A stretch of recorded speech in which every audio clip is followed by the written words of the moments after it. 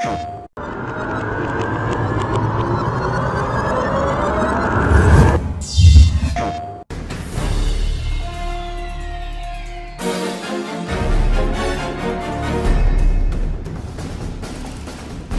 and foremost, I think we set ourselves the target of being the best looking game on Vita. We wanted to really push what we could do technically, and we wanted it to stand out as being part of the Killzone family. This is a big game, it's a big deal, and it's a new game, new story, and it stands on its own 2 feet.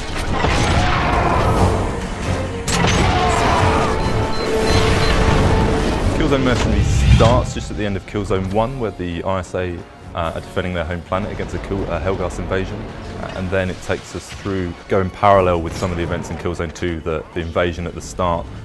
As a mercenary, what we're trying to show is a different side to the war, because you get handpicked for specific missions, some more covert missions and behind the lines, so it's what went on in the background. So there are shout outs to some of the things that happened in Killzone 2 and the story, and it all ties in with that universe.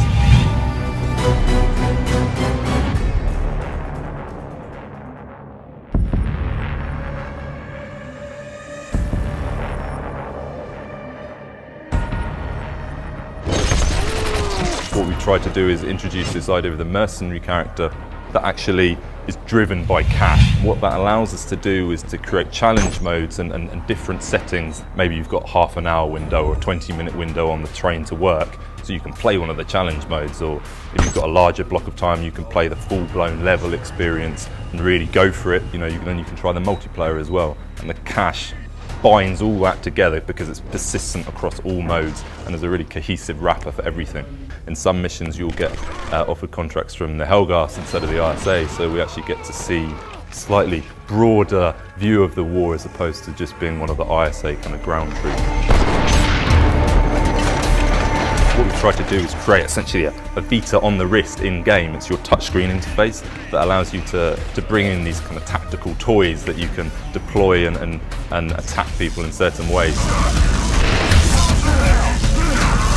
Brutal melee, it requires gestural input, so it's a quick swipe depending on the motion of the melee. So we've created far more brutal melees and really tried to make them directionally targeted and make them kind of really impactful and visceral and satisfying. So it feels kind of quite tactile, and I think it fits well with the input and the gestural nature of it.